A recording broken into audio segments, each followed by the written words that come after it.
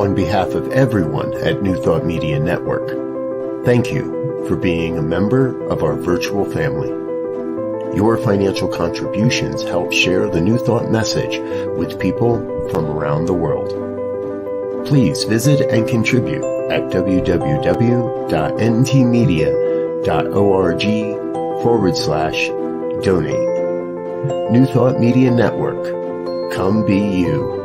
And please like, share, and subscribe. Until next time, peace and blessings.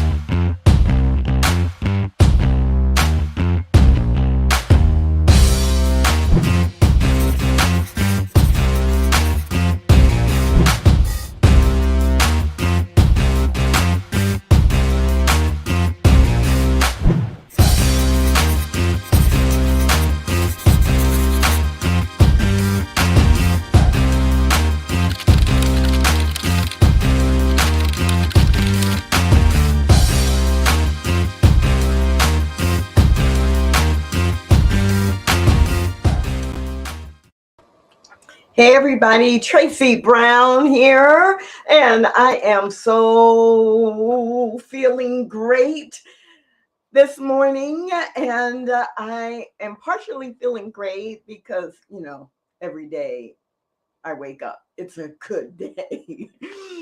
But I'm also feeling great because it's been a minute since I was here on the Saturday Morning Science of Mind, presenting, facilitating, sharing.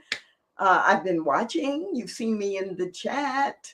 I've been behind the scenes producing a couple times, but today I get to be with you. And we are going to dive into the first couple of chapters of the book, Can We Talk to God by Ernest Holmes. Now, mostly during this season, we are going into the archives, and actually that's what I did. I was in the archives trying to decide, what do I want to share this Saturday on the Saturday morning Science of Mind conversation. And a couple of things I read just kept reminding me of this book, Can We Talk to God? And so there are several versions of it. Today I'm just reading from this one. This is the one you most likely will see. It's one of the more recent printings of this book. But the content in this book originally was copyrighted by Ernest Holmes in 1934. So very early in the growing of the faith, philosophy, and way of life we know as Science of Mind, he gave a series of lectures at the Wilshire Ebell Theater in Los Angeles. And these are, what's in this book are things that he said, transcriptions of what he said in the lectures in 1934. And so I'm laughing because when I was looking in the archives for what I might want to share, I couldn't really decide between 4 or 5 things. And then I remembered all 4 or 5 of them were included in the message that Ernest Holmes drills into in the early part of this book. So if you have it, grab it. If you don't have it, maybe this conversation will inspire you to go online and order it. Again, it's Can We Talk to God by Ernest Holmes. So the foreword for this edition of Can We Talk to God was written by Dr. Roger Teal. And I'm going to just read the first few sentences to give you some context for what we will be hearing, sharing, thinking about, and talking about. So the foreword starts like this. When the wheat has been separated from the chaff, when the bottom line has been reached, most yearning hearts still ask, can we talk to God? It is the ancient longing, the perennial search. With profound clarity and compassion, Dr. Ernest Holmes shares bold realizations in the pages you are about to turn. You have been endowed with the answer to that question all along, and a life-changing conversation is about to be realized. Yes, there is a divine communication, and this book will show you how to fulfill your role in it with confidence and assurance. Now, is that a perfect entree into I want to read this book because I want to be able to have direct communication with that infinite intelligence called by many, many names. And for our purposes today, we are going to be referring to God simply because it's short, it's easy, and it's the language in the book. Another piece that is from the foreword is this. This is the essence of Dr. Holmes' message. Quote, the divine substance, God's unlimited good, is already prepared. Anyone ready to receive can build new forms in mind and heart through effective prayer, affirmative prayer. The principles involved, though ancient, are relevant to any modern issue, challenge, or opportunity. Using them first saved my life, then blessed it many times over. They can do the same for you. And the last paragraph in the foreword, Dr. Roger writes this. Can we talk to God dissolve superstition and confusion by revealing the spiritual and creative powers in every person? There are many gifts prepared for you herein, a way to commune with the infinite, new prayer power, and proven tools to create the life you have always deserved. So these are reasons why I love this book. And when I was attempting to decide whether to focus on something about prayer or something about simply understanding the basic principles of science of mind, I kept coming back in my mind to this book. So let's dive in. This book is divided into two sections. The first section and the majority of the book is titled, Can We Talk to God? And there are 12 chapters that break down what it means to talk to God, what are the spiritual principles that are related to that, etc. And so the chapter titles in this section chapter 1, which we are going to talk about, is can we talk to God? Then the unity of truth, the unity of God and the individual, law, the servant of our word, the energy back of thought, spiritual evolution, the secret of spiritual power, on becoming receptive to the divine, principle and practice, prayer, treatment, helping others, and what I believe. The second section, which is much shorter, only has 3 chapters in it. And it is a section titled Effective Prayer. And the 3 chapters are an introduction to effective prayer, the practice of effective prayer, and then some practical suggestions related to prayer. We're today, with that 10 minutes or 8 minutes or so of introduction to the book overall, we are going to focus during the next 25 minutes or so on highlights from chapters 1 and 2, Can We Talk to God, and the Unity of Truth. At least that's my intention. If you know me well, you know that I may quote something and then I may take us someplace I wasn't planning to go. But I invite you to just go with me. So good morning, good morning, good morning. And let's dive in to Can We Talk to God? Now, chapter 1 starts off like this. Can we talk to God?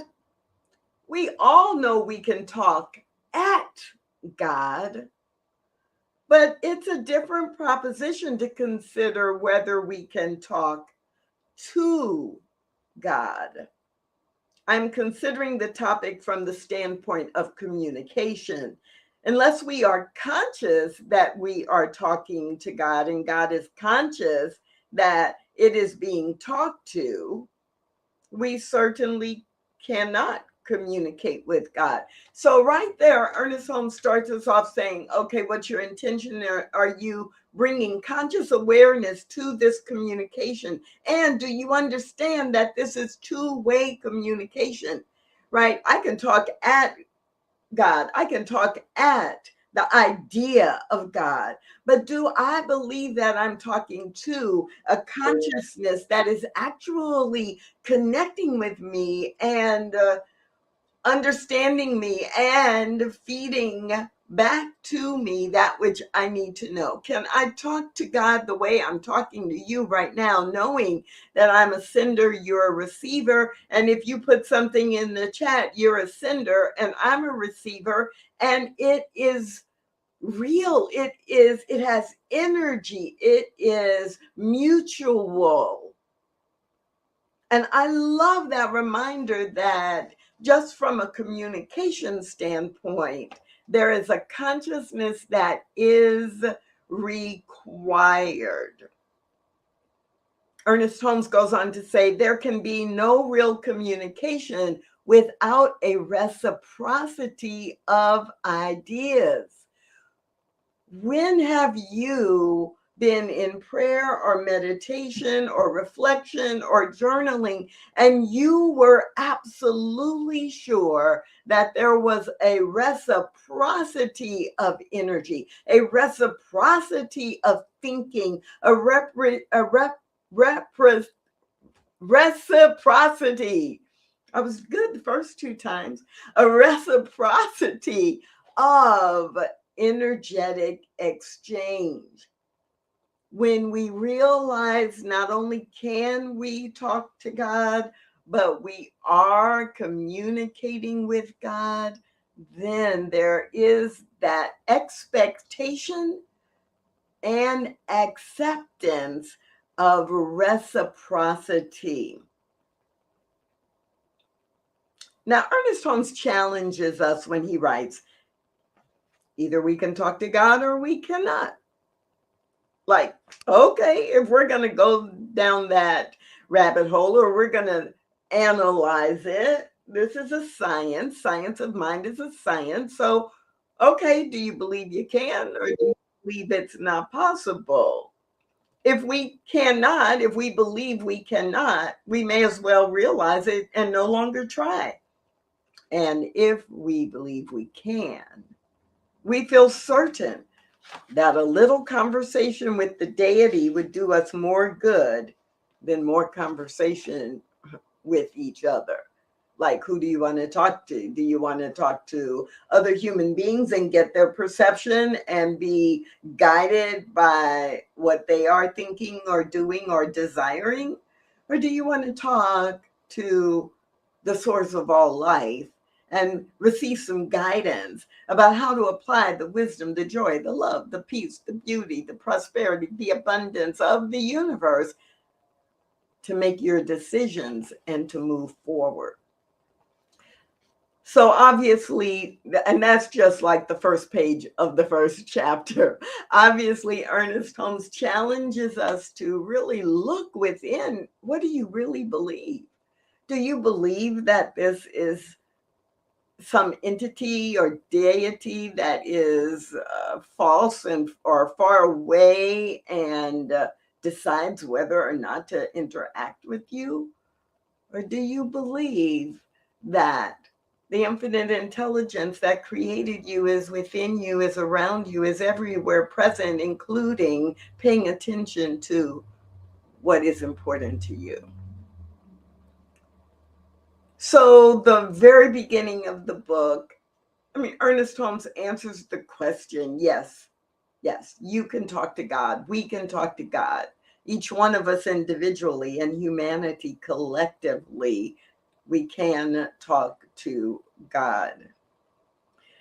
And he spends the next few pages really just providing more information about that. And so I'm just going to highlight 4 or 5 of the quotes from this chapter. Quoting Ernest Holmes, in this idea of life, we are thinking of God as a universal principle, an intelligence, a power, as the essence and energy of being.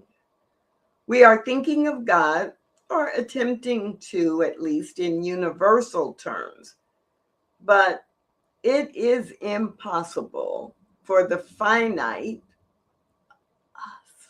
to grasp the meaning of the infinite. It's actually impossible, but that is where we are doing our work from knowing there is an infinite power, an infinite intelligence. And that is what we are referring to when we use the word God. Quoting, the infinite signifies that which is beyond human knowledge. We are thinking of God as a universal and infinite being, as perfect law, the immutable law of cause and effect. And in doing this, we are discarding the ancient idea of a huge person in the nature of the deity. We are losing the sense of personal contact with this invisible power, and we are liable to think of God only as law, if we think of it as that deity or as that super kind of human form. It's not quoting now. So if we believe that we can talk to God, then it becomes really important that we are clear that our definition of God is in alignment with universal spiritual principle, not human form.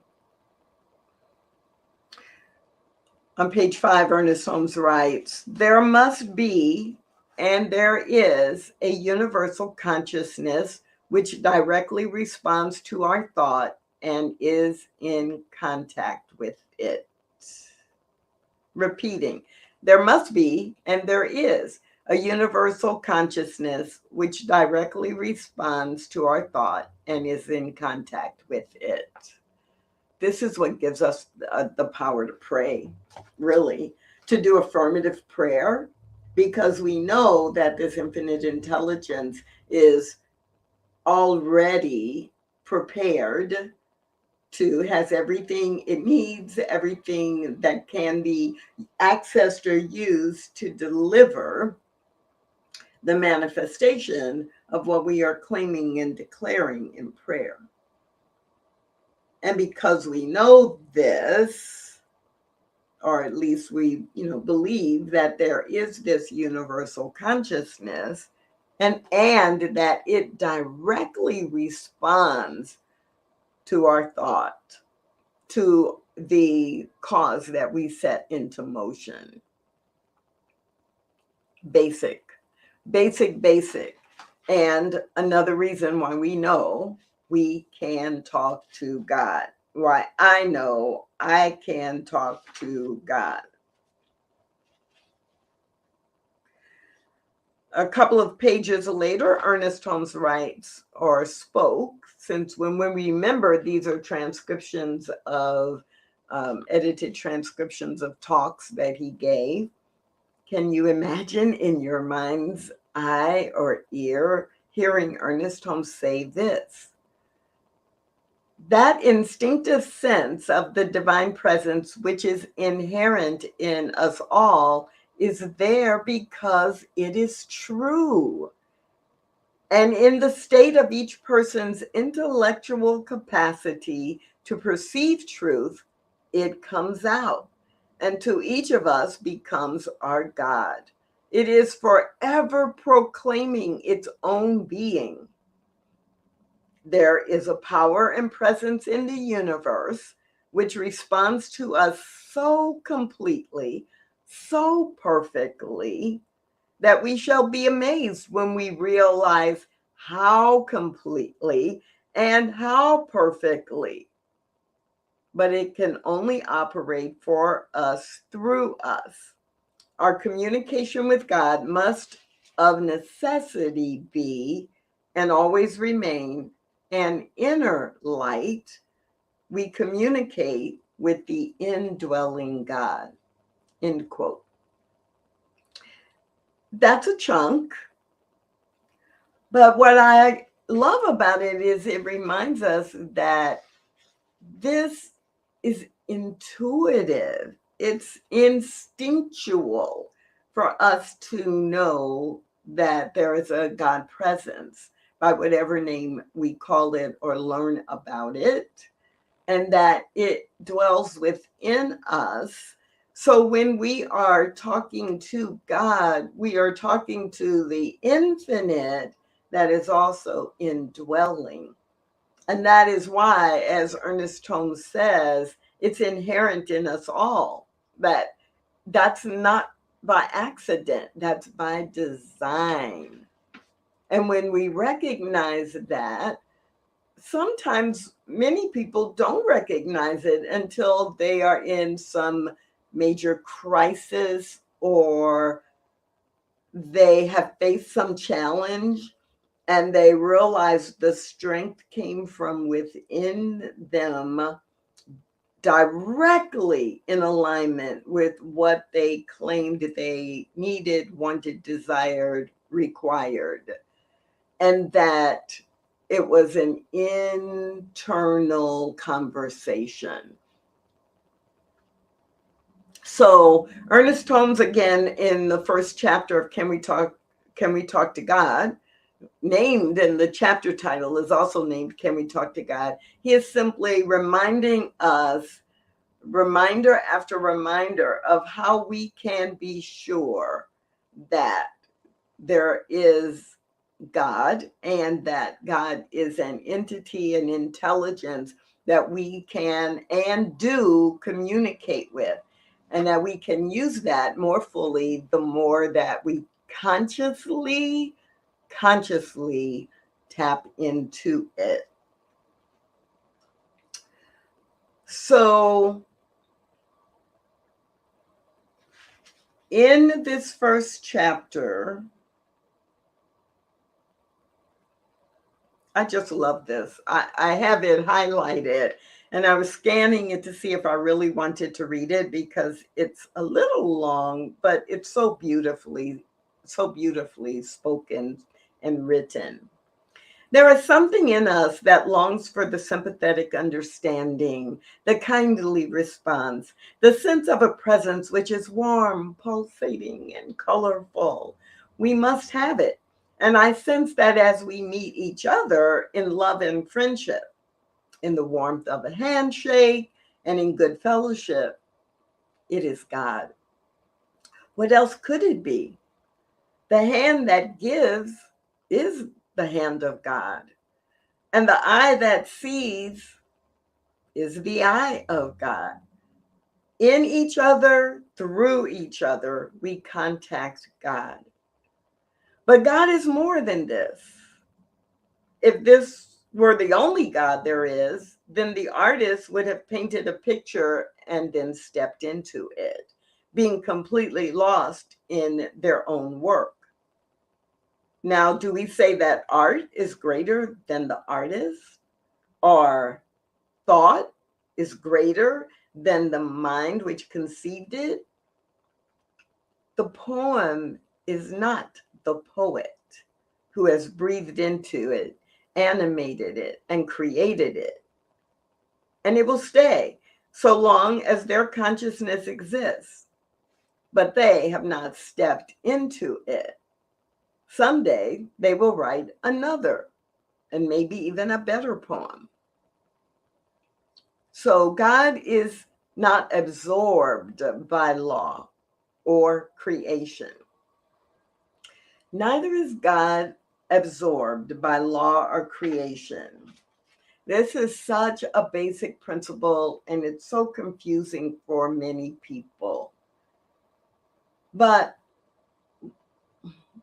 a simple way to think about it is God is in everything, but everything is not all of God, because it takes everything together to make up the whole of God.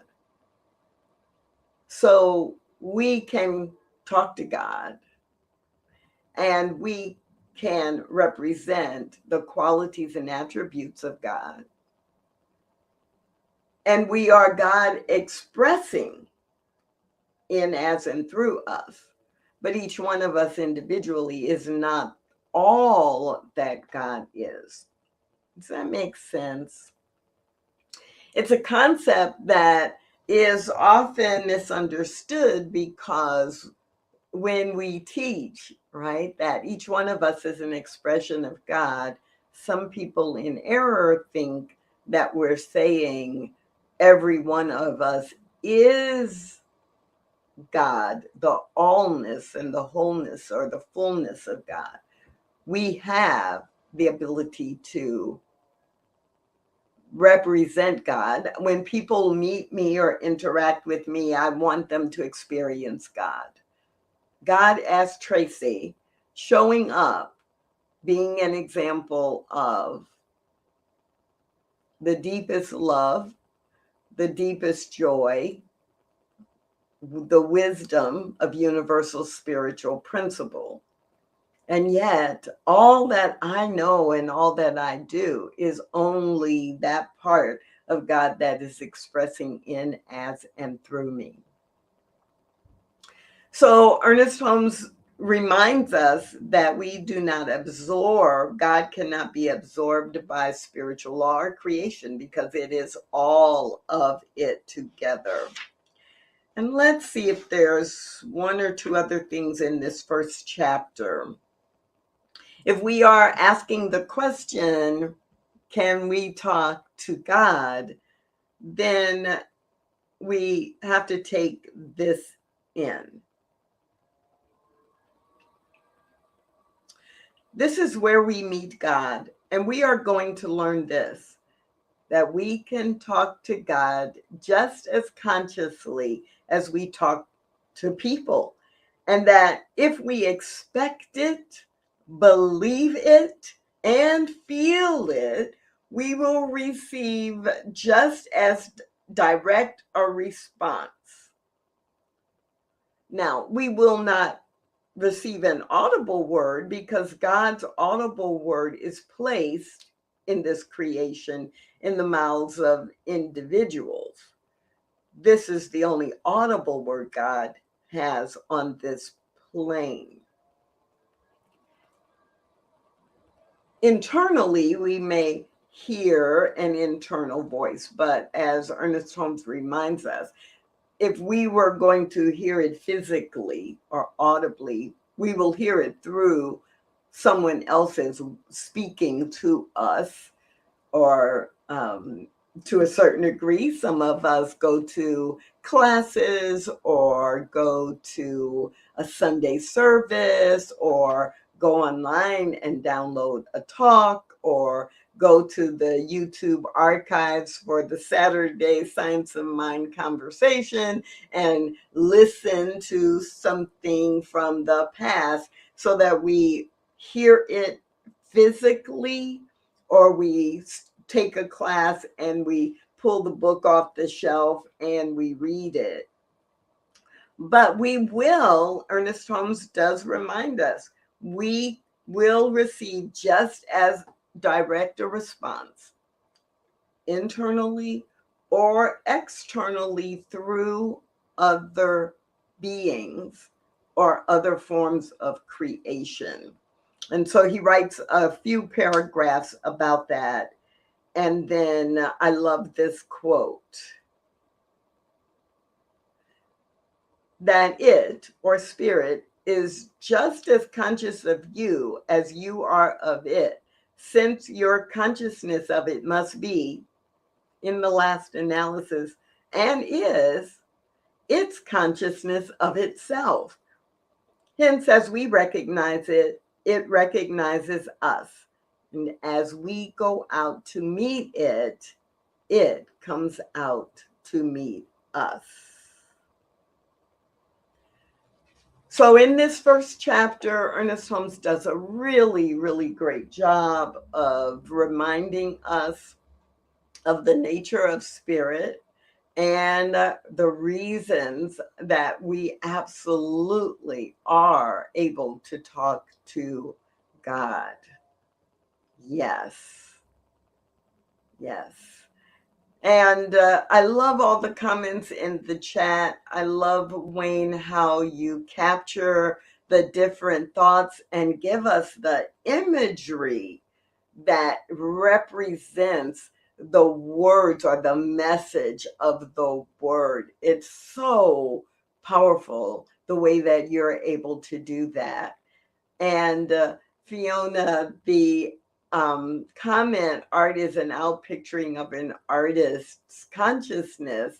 It's an expression of in the moment of the artist, and neither greater nor lesser is great. And I would also say, yeah, it's an expression in the moment of God as that artist, right? God as Fiona, God as Wayne, God as Tracy, showing up and expressing in the world. And there will be another way of expressing tomorrow, or a month from now, or 10 years from now, because of the infinite nature of God. So that first chapter, the foreword written by Dr. Roger Teal, just laying the foundation, and this first chapter on Can We Talk to God, really saying, yes, we can, and here are all the reasons why. And then in the second chapter, Ernest Holmes drills into the unity of truth. And there are only a few quotes here that I'm going to highlight. And I hope that these quotes will encourage you to think about this.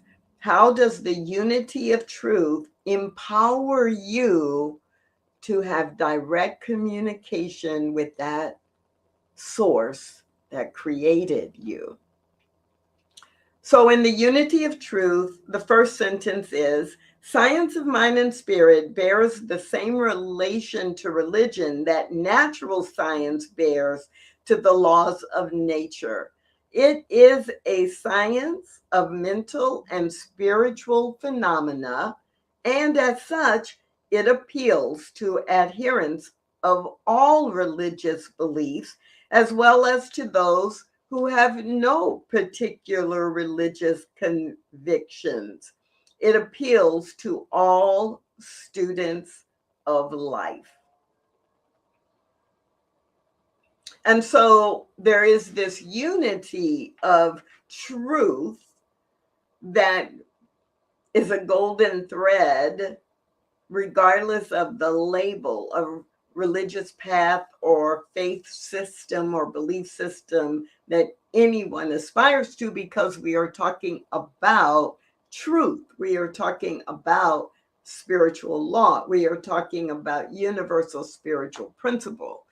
And for all of us who study science of mind, that's one of the things that we learn to love and understand about it, that it is this underpinning. It's what the mystics from all faith systems have taught and have continuously guided us to learn to be aware of it, and then second, to learn how to apply it in our lives. So, in this chapter, The Unity of Truth, Ernest Holmes writes, all of us seek some relationship to the universal mind, the oversoul, or the eternal spirit, which we call God. That we are living in a spiritual universe, which includes the material or physical universe, has been a conclusion of the deepest thinkers of every age.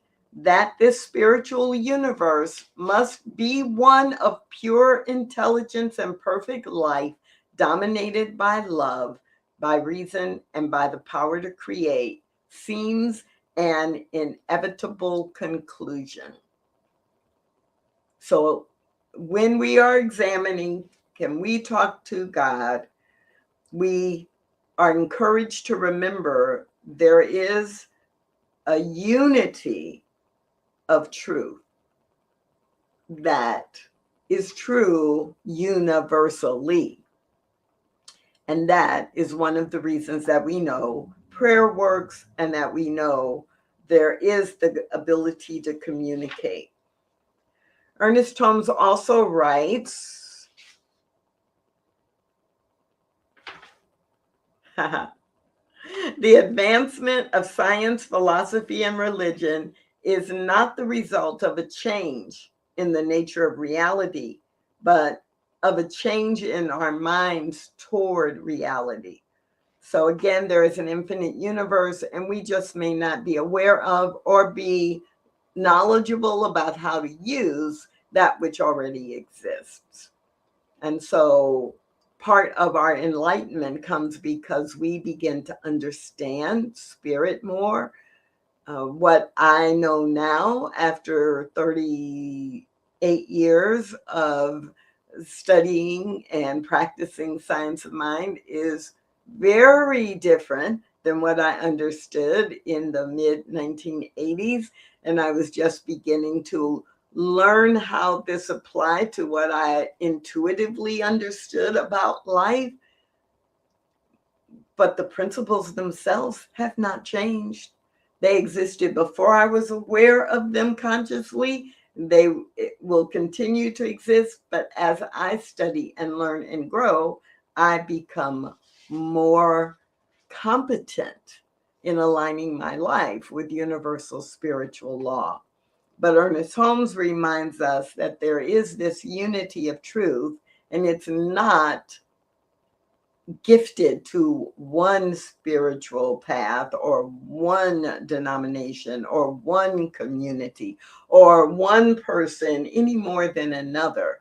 It is as we become more aware of it, and as we change our own minds with the understanding of reality. And he caps that section with evolution is an eternal unfoldment. So what I know is what I know, and I may know more than someone who is just reading living the science of mind for the very first time, but I don't know everything. It is always unfolding. Only God itself knows all there is to know, all there has ever been to know. And I'm going to end with this quote at the end of chapter 2, because it really challenges us, even though the book is about can we talk to God, right? This unity of truth is reminding us that if we believe the universal nature of God, and if we believe that God is expressing in, as, and through all the people we come into contact with, let alone the plants, the dogs, the pets, the sun, the rain, the moon.